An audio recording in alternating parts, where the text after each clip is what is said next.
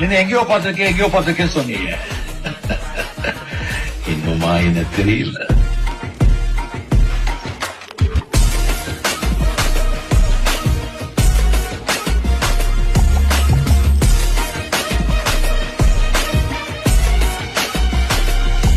நம்ம எல்லாரும் plan A plan பின்னு 2 வச்சிருப்போம். ஆனா பெஞ்சமின் மட்டும் 3ஆவதா பிளான் சின்னு ஒண்ணு வச்சிருப்பான். அவ 3 பிளானுக்கும் ஒரே டைம்ல காய் நகர்த்த ஆரம்பிப்பான்.